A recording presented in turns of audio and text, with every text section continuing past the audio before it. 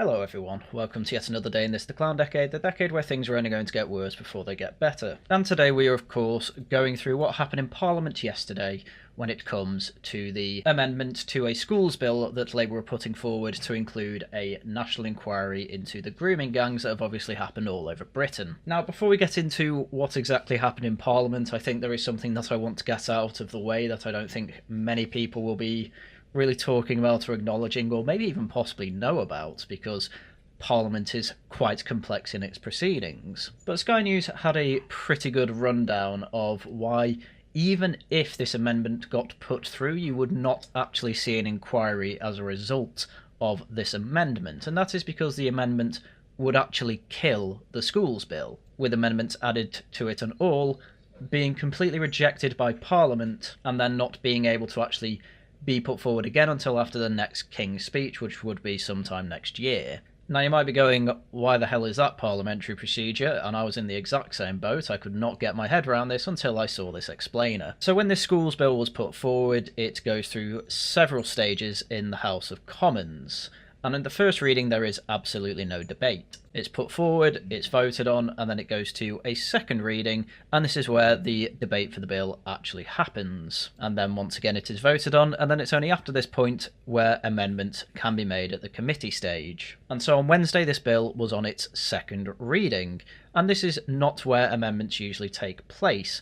However, if you propose an amendment at the second reading, the Conservatives have to use what is known as a reasoned amendment, and if this passes, instead of changing the proposed bill for future votes, it kills it off completely and no further stages take place, and as I said before, that kills it off till at least next year when the next King's speech is. Actually, I keep forgetting we're in 2025. That is probably this year, but it'll be in the autumn. Now again, you might be asking, why is this even parliamentary procedure? And the idea is that it gives Parliament the opportunity to shoot down a bill early if it's just an absolutely ridiculous one. And then you may be asking, well, why were the Tories trying to shoot down this bill? And it's because the bill actually rolls back an awful lot of the good work that Michael Gove did under the Tories under the past 14 years. If there's one thing the Tories did well, it was improving the school system and the teaching of maths and English. But this bill also includes quite a few things for child safety. It does this weird thing of giving every child a national number, and then every child that's in homeschool will have to be on a register at local councils, which to be honest isn't the most ridiculous thing in the world, but I will say it does very much open the door to effectively killing off homeschooling and just having bureaucracy at a level that it frankly doesn't need to be when it comes to homeschooling and all that. But I'm very much more on the sympathetic side to people who homeschool, because my god, why would you want your kids going to a comprehensive school? But yes, this kills off the academy system as well, which improved a number of schools, once again thanks to Michael Gove, and it was just things that Tories actually did well that they don't want killing off. And also it gave them the opportunity to, as we go through today, completely attack Labour with this line of they don't want a national inquiry because they want to hide something, despite the fact there wouldn't be a national inquiry. But as I say, people won't really know this detail about the House of Commons, so this is why the whole conversation has been, well, mudslinging, as we'll see. So yeah, long story short, this was a win-win for the Tories. Either you get the split in Labour and you shoot down this bill that the Tories obviously don't want, or we get the reality we're in where there's no split in Labour and they can attack them for the grooming gang scandal. So yeah, with all that in place, let's get into it. This was PMQs yesterday. New Year has started with a focus on the decades-long rape gang scandal. Across the country, thousands of girls were tortured and sexually abused at the hands of men who treated them as things to be used and disposed of, destroying many lives forever. The Prime Minister has mentioned previous inquiries. He is right, there has been an inquiry into child sexual abuse, but it wasn't about the rape gang scandal. In its 468 pages, it mentioned Rotherham just once. Is the Prime Minister confident that we know the full extent of rape gang activity? Completely reasonable questions. I mean, as we'll go through in this video, Kemi Badenoch was absolutely great yesterday at PMQs, kept the pressure on and kept bringing up good points. Rotherham was only mentioned once in this J inquiry. It was not quite at a national level about specifically these Asian heritage run grooming gangs. it was just about child exploitation generally in the UK rather than specifically about these particular grooming gangs. Hence Rotherham was only mentioned once, which is obviously one of the most high profile cases of the grooming gangs. And yeah, as pointed out, do we actually know enough to prosecute these people? Obviously a lot of them have already been prosecuted, but not all of them have, and as the news was going about the other day, one of the ringleaders of the Rotherham grooming gangs still actually lives in Rotherham after spending some time in jail when in reality he should have been deported, but because of the CHR and other human rights acts, because he denounced his Pakistani citizenship, he can't be deported, which obviously is absolutely ridiculous. Mr. Speaker, on the question of a further inquiry, there have been a number of inquiries. Some of them localised, including the Mayor of Manchester's inquiry recently, and of course a national inquiry Professor Jay carried out, took 7 years, had 20 recommendations, none of which actually were implemented by the party opposite when they were in government. Now, this is a really serious issue, and we must focus, obviously, on the victims and survivors. There's no fixed view on the victims and survivors about a further national inquiry. There are mixed views. But there is a view, and I share this view, that what is needed now is action on what we already know. We already know, myself from personal knowledge when I was Chief Prosecutor, that warped ideas, myths and stereotypes about victims were at the heart of this. We've known that for a decade. The Jay report called for mandatory reporting. I called for it 11 years ago. What we need now is action. What can't be tolerated is the idea that this afternoon members opposite will vote down a bill which protects children. I mean, a couple of things there. The whole idea that it's a choice between either another inquiry or implementing the recommendations from the J inquiry, which I'll go through in a second, they're on screen now, it's just absolutely absurd. There is absolutely no reason that the government doesn't have the power to do both and do it quite efficiently. Secondly, obviously at the end there he was saying, oh, they're saying that they care about the safety of children. Well, they're blocking this particular bill that helps with the safety of children, and there's some stuff in there that isn't ridiculous and probably would actually help protect children, but it's disingenuous to say that's why the Tories are voting it down. They're obviously voting it down because it rolls back a load of the work that the Tories did that was actually pretty good. But lastly, as mentioned before, this J inquiry, it was child exploitation generally throughout the UK, not specific to just the grooming gangs. And obviously the recommendations reflect general child exploitation rather than just specifically problems with the grooming gang. Hence the first one is about mandatory reporting. Well, people were reporting about the grooming gang for ages, but nothing was done on it, so I don't see how that's going to help. But either way, mandatory reporting, fine. Second, it concerns the establishment of a national redress scheme for England and Wales to provide some monetary redress for child sexual abuse for those that have been let down by institutions in the past, i.e. reparations for those that did not see justice swiftly and efficiently. Fine. The third recommendation is intended to secure the long-term spotlight on child sexual abuse through the creation of the Child Protection Authority in England and Wales.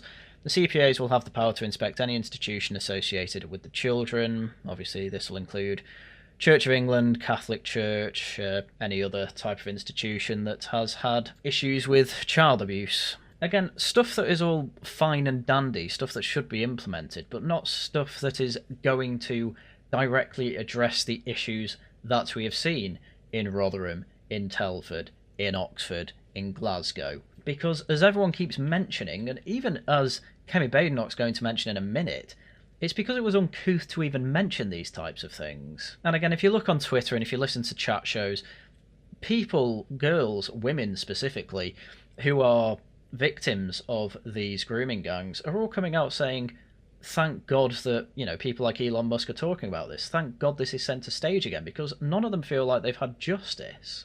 And these women want an inquiry. Most people want an inquiry. And don't get me wrong, I understand that this whole amendment business wouldn't have led to an inquiry. But there's no reason that if this bill was shot down, the Tories couldn't then go, okay, we're now going to put our own bill in that specifically brings about an inquiry. And then how are Labour going to get together to vote against that? I don't know. But again, the whole of yesterday was about all sides. I was about to say both parties, but Reform as well, building a narrative around this entire issue. And well, as we'll keep going through, PMQs was exactly how this was brought about. I'm shocked that the Prime Minister would say that actions were not taken. He knows full well that we accepted 18. He knows full well that we accepted 18 of the 20 recommendations in the J inquiry and went further, launching a gangs task force that found 550 more perpetrators. That shows that there is still work to be done. As I say, just very good replies from Kemi Badenoch and really lacklustre pushback from Keir Starmer. She has an answer for everything. This is clearly well prepared, presumably by her aides rather than herself, because she was probably playing Clash of Clans in the car while they were doing this. But either way, not to take it away from it, this is a good rebuttal, but unfortunately Keir Starmer's answers weren't all terrible. Her party have been in government for 7.5 of those 8 years. She was the Children's Minister. She was the Women's and Equalities Minister. I can't recall her once raising this issue in the House, once calling for a national inquiry. It's only in recent days she's jumped on the bandwagon. Now, yeah, this isn't exactly the worst reply in the world. It does beg the question. You know, the Tories were in power for 14 years. The grooming gangs have been an issue. I mean, they were rumoured around in the 70s, and then they became rather larger issues as time went on in the 21st century. And yes, it does appear to be a let's attack Labour on them this week move from the Tories, because if they cared so much about it, why was nothing done about it before? In terms of a national inquiry, and to be honest, I completely agree with Starmer there. However, Kemi Badenoch as well clearly has been well prepared for points like this. The Prime Minister is being very specific because I have raised this issue. I've raised it in speeches, I've raised it publicly. He knows that as a minister, I would not have been speaking on this specific issue. I was not a Home Office minister, but Mr. Speaker, I will remind him about other victims who came to me who I did help. The victims of the Tavistock scandal who came to me as a minister. I didn't send them away like his safeguarding minister. I made sure, as his Labour Party were calling me transphobic, that we launched the CAS review, which even his health secretary has accepted. I mean, perfectly reasonable answers. There wasn't much that Kemi Badenoch could actually do as Children's Minister, as Women and Equalities Minister, other than, when people approached her, actually help them. And as you can clearly see on screen, the jab at Jess Phillips has really not been appreciated by Jess Phillips. I mean, it really doesn't help as well that, frankly, all of the front bench just look completely gaunt on the Labour side. Because as it turns out, when you have absolutely terrible policies that you were trying to push forward and actually finally implement after 14 years of planning, and it all goes completely wrong, it turns out, yeah, it's quite stressful, and maybe you should just, I don't know, change your policy to be good ones. But they're never going to do that, because at the end of the day, all the Labour Party exists for is to forward the union's political agendas. And as it turns out, as I've been saying for ages, unions' politics are just absolutely horrendous, just communist as far as I care. Wow, and the country sucks now. I mean, it was steadily declining before, but there is actually so much of an almost market crash now. Worse than anything, Liz Truss even managed, that now urgent questions are going to be asked to the Chancellor of the Exchequer about how she's ruined everything. Anyway, we'll keep it on the grooming gangs for now. There's a bit more of a back and forth between Keir and Kemi Badenoch, but I think you get the idea at this point. And I think we should have a look at some of the backbenchers and what they had to say. What did Labour backbenchers had to say? I want to be clear that no party has completely clean hands in this area. Under successive governments, vulnerable children have been systematically failed by the institutions that were supposed to protect them. The police, social services, local authorities, the CPS, their schools. They were disbelieved and their lives were devalued. I mean, it seems kind of reasonable so far. Obviously, in recent weeks, we've seen that the Church of England have had a bit of an issue with child abuse, and obviously the Archbishop of Canterbury had to obviously lose his position because of his part that he played in the problem. So at the moment, from Nadia Witomi, it doesn't seem that crazy what she's saying, but obviously it's going to get worse because this is one of the Corbyn MPs. And in order to do that, we cannot turn child sexual abuse and exploitation into a political football. Okay, so we should not call people racist if they point out that there is a characteristic that is particularly shared between some people in some of the gangs that we have seen child exploitation from, do you reckon? But the Conservative leadership and Reform MPs, marching to the beat of Elon Musk's drum, are plainly weaponising the pain and the trauma of victims for their own political ends. I mean, just a completely ridiculous statement. Pretty much straight after, obviously I've cut some of the clip out, but pretty much straight after saying let's not politicise this, instantly politicising it. Oh, you see all these right-wing MPs, including Reform, they're just following Elon Musk's marching orders. No, I'm not being funny, but both the Conservatives and Reform mention the grooming gangs in their manifestos. They are not following the beat of Elon Musk at all. Elon Musk is playing catch-up to the Tories and, of course, more so, I'd say, Reform, as they were a bit more serious about what they were saying in their contract about the grooming gang. So, as I say, just a ridiculous thing to say. Don't politicise it. Oh, but I'm going to weaponise the victims of these scandals and put words in their mouth that they are saying, frankly, the opposite of. They are very happy that this is being talked about again and being taken seriously again. Let's not pretend otherwise. I implore members opposite to stop. Because when you say that child sexual abuse and exploitation is the result of alien cultures or a multiculturalism project that has failed, you mask the reality, which is that child sexual abuse and exploitation is happening in every area of this country, perpetrated by members of every social class, every race and every religion. You get the point. It's another deflection. And it's the old classic leftist argument of let's not look at the exceptions because there are averages here. And then when you start talking about averages, they say, what about these exceptions? It happens every time. It's just deflection. It's so tedious at this point. But anyway, as usual, Rupert Lowe was doing his absolute best once again in Parliament. Nothing but impressed with how he dealt with this question. The British people want answers, so I'm going to ask questions of the Labour Party and several of them. Will the government commit to urgently deporting all guilty foreign nationals involved, including family members who were aware of the crimes and therefore complicit?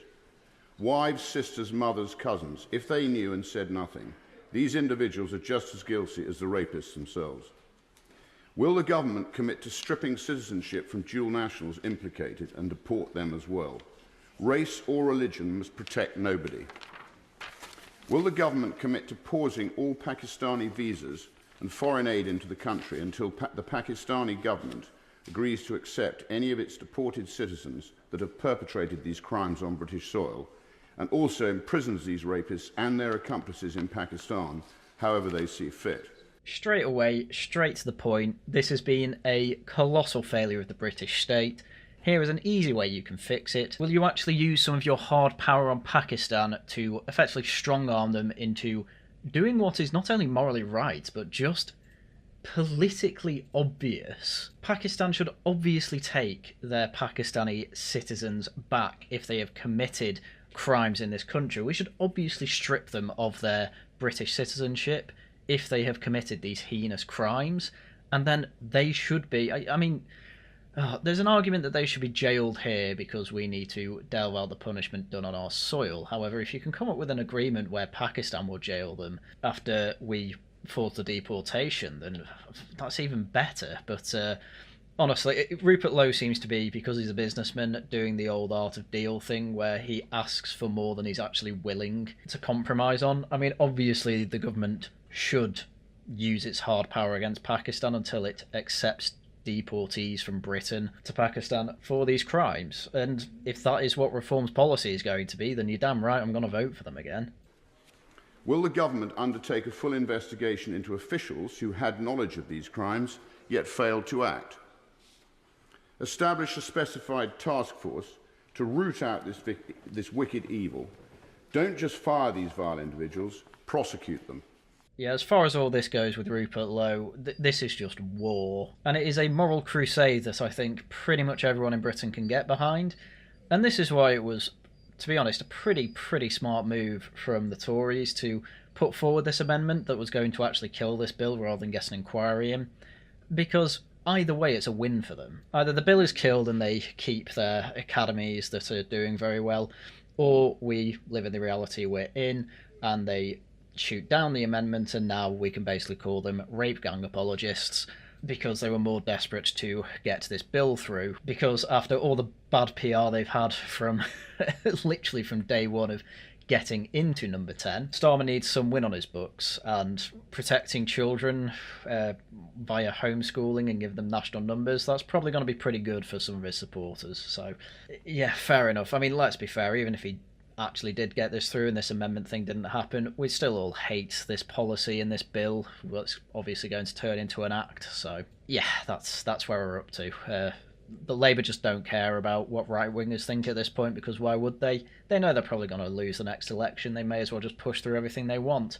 If only the Tories acted like that with their right-wing base. Anyway, Rupert Lowe's questions go on for another 3 minutes, so if you want to take a look at that yourself, you can, link in the description, but I'm just going to be praising him non-stop if I carry this on, so let's get to something else. Next up, Nigel Farage. To what extent were gangs of Pakistani men raping young white girls? Because ultimately, it seems to me there's a deep racist element behind what happened. Now, I might be right, I might be wrong, but doesn't the country deserve a full, open national inquiry? It's just absolutely true, and there does seem to be widespread support on this, yes, including from the left wing of the spectrum. Because believe it or not, a scandal on this level, a nationwide scandal of covering up the rape and frankly torture, slavery in some cases, of young girls, it's just not acceptable by anyone. And I'll say at this point, because Reform MPs are quite new to Parliament, I don't think they understood the rule that if you add an amendment to a bill on the second reading, it actually shoots the whole thing down. But either way, if they know it or not, it doesn't matter because of what Nigel Farage promises next. And I'll say this, if the government won't do this, and I do believe there is now overwhelming support on all sides of the political spectrum for this, and Parliament should not be in denial about this. If it doesn't, then we will raise the money at Reform UK and appoint independent arbiters, because we need the truth to be out there. I mean, it's such a businessman way to approach the issue. Typically with your professional politicians, they say, oh, well, it's not getting through Parliament, nothing can be done, we'll just keep fighting in Parliament. The businessman side of it is, oh, we'll find an alternative solution, we'll just do one ourselves. And to be frank with you, it's an absolutely excellent move. They probably won't have an issue raising the money for this because there is great national interest in this. And can you imagine being the businessman or millionaire/billionaire who donated money toward this? It would be great for your PR alone. So yeah, nothing but respect for this position, and I do believe they'll follow through with it. And if they do, that is an easy vote winner. Insincere though it may be, I will vote for it, we will vote for it, but I beg those on the other side of the House to think, don't you believe that your constituents need to know the truth about this great evil that has happened in our country? Just a great point to make to these Labour MPs. If you won't vote for this amendment, is it because you don't think that there deserves to be a national inquiry? And obviously from Nadine Watomi's point of view, she doesn't think there should be because, oh, other races and other religions also sexually exploit kids. Yeah, true. Did they do it on this scale? Maybe the Catholic Church did back in the day, but at least in my experience, they've certainly not been exploiting children, and it doesn't get covered up like it used to either. However, I have no doubt that there are plenty of Labour MPs who wanted to vote in favour of this amendment, probably not understanding that it kills the bill. But obviously, Labour, well, specifically Starmer, whipped his entire party into voting for it, and, well, this is why we end up with this result. The ayes to the right, 111. The noes to the left, 364. So yes, naturally a very easy win for Starmer, as it was always going to be. And as I say, the real reason that this happened isn't because necessarily Starmer doesn't want a national inquiry, though I don't think he does. And I especially don't think every Labour MP doesn't want a national inquiry. I think that would be a ridiculous thing to say. It is because they want this bill to go through, and as I said at the beginning, adding an amendment would kill this bill. And they don't want the bill to be killed because it will give them good PR for protecting children, even though at the same time as we will go through. It gives an open door to Tories and other right-wingers to say this man is in favour of covering up the child grooming scandal. But really there's a lot more to it. There's another layer to this that a lot of people are missing, and well, this is why I make these videos. However, from the normie point of view, yes, this just seems despicable and I can completely understand it. But as a quick aside, there's another thing that, frankly, knee-jerking right-wingers are having a go at some Tory MPs at. Specifically, I want to defend Suella Braverman on this, though I would not be surprised if this is true of other Tory MPs. So David Vance and other people have been having a go at Conservative MPs who did not vote for the inquiry into the rape gangs, and obviously Rishi Sunak and Suella Braverman are pointed out as two of these people. Now, being an MP does not mean you spend all your time in Parliament, and to vote in Parliament you cannot have proxy votes, you need to be present. However, as an MP you are also representing your constituency, and you will have commitments to said constituency, and sometimes this clashes with votes in Parliament. And so Suella Braverman explains how Parliament has come up with a way to get around this. So due to a long-standing and important constituency engagement in Waterlooville this evening, I was paired and unable to vote on the rape gangs inquiry.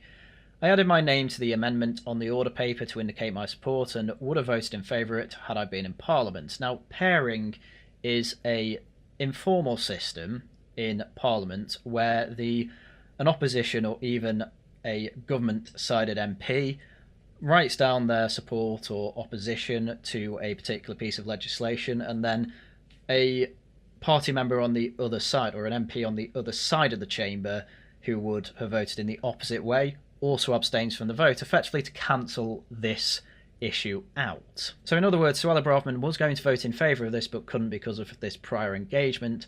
So obviously it was organised by the Labour Party whips for an MP who would have voted the opposite way to Suella Braverman against this amendment, who abstained instead. So it cancels out. So Suella Braverman actually technically, in a roundabout way, did vote for this, but it was instead having to do it via this pairing system, where instead what she's done is cancel out a Labour MP's vote.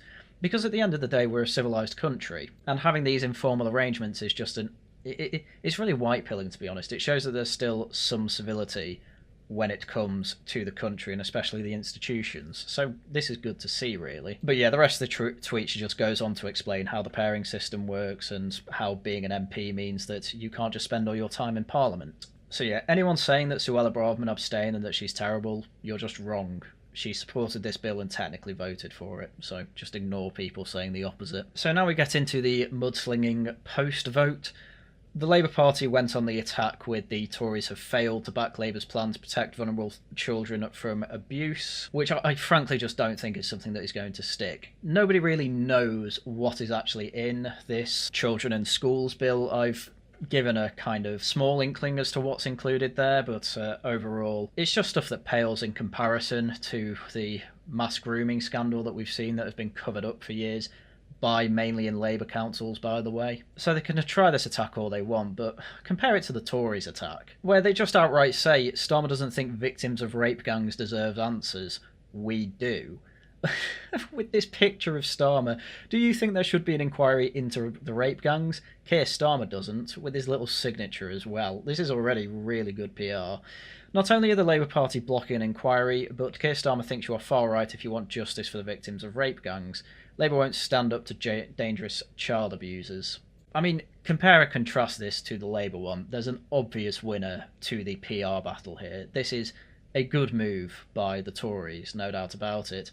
However, Reform UK obviously flank from the right yet again and make an even better point that is undermining both the Tories and Labour at the same time. Because Farage is even retweeting Politics Joe, who are putting clips of him from Parliament up, where they just summarise it succinctly.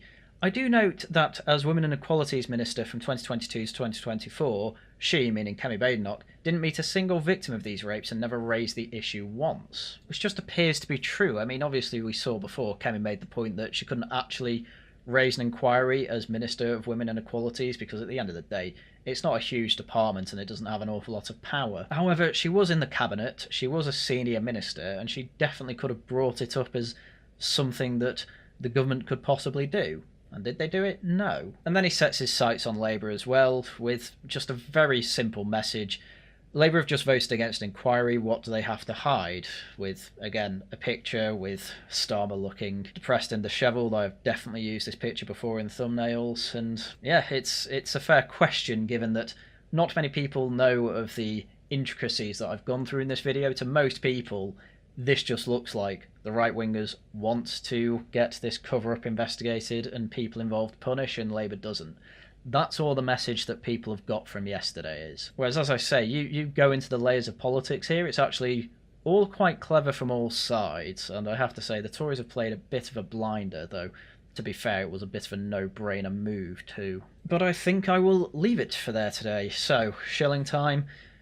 The only streams that you will be seeing from me for now, at least for January, are obviously one more Laughing at the Guardian next Saturday, and then next Tuesday we will be going through Tosh News, so no doubt we'll be talking about this, along with a lot of other news stories that will be appearing this week. So do obviously subscribe to me, but subscribe to the Worcester Club and join the Discord. That's where you get plenty of chat about subjects such as the one I'm talking about today, plus we talk about films, talk about all sorts of things. It's a place where effectively we try and encourage people to be normal while talking about these issues along with other interests, so do come join us over there. I'm always active there if you ever want to chat to me in the community, so there you go, that's that shill. Videos out as and when I can make them, so obviously they're pretty much daily at this point, so there you go.